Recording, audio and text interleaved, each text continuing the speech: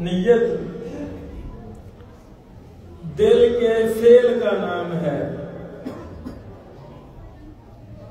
जो हमने इरादा किया दिल के अंदर, उसका नाम नियत है।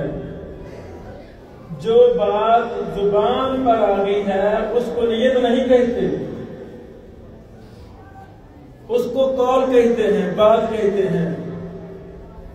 मगरिब की अज़ान हुई है, मैं घर में हूँ, मैंने जल्दी वुज़ू किया, मस्जिद में आ गया हूँ। क्यों आ रहा हूँ?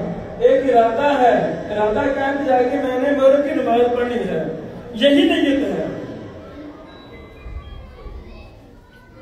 जमात खड़ी होने लगी है, मैं कह रहा हूँ 3 रकात नमाज फर्ज पीछे इमाम के, अल्लाह अकबर, ये नियत नहीं है, ये मजाक है।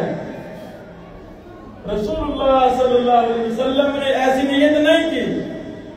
कुरान और हदीस में जुबान के साथ नियत करना कहीं साबित नहीं है।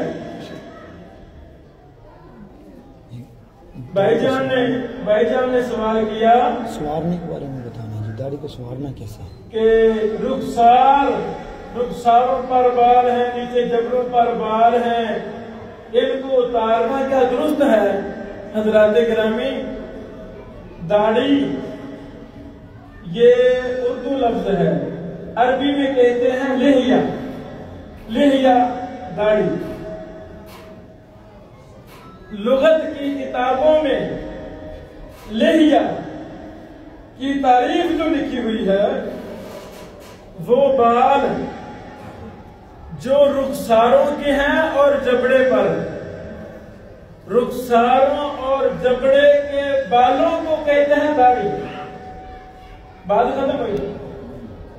जब ये दाढ़ी है, इनको कटवाना मंडवाना दुरुस्त नहीं है, गलत है।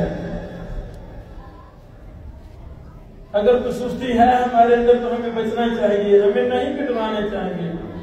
दाढ़ी को नीचे से तराशना, दाएं बाएं से नहीं, ये गलत है।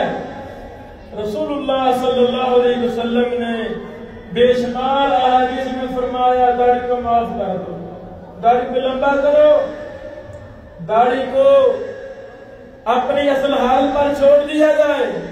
तो ये गलत काम है जो हमारे यहाँ राज है, अल्लाह ताला महफूज फरमाए। और कोई जवान फौत शुगर से दुआ करो, भाई बड़े फौत हो बिना खुशी दुआ करो। चाचा जी ने बड़े भाई फौत हुए हैं, उनके लिए और जितने भी मुसलमान फौत हुए हैं सबके लिए दुआ करनी है, अल्लाह ताला को माफ फरमाए। या रब्बल आलमीन।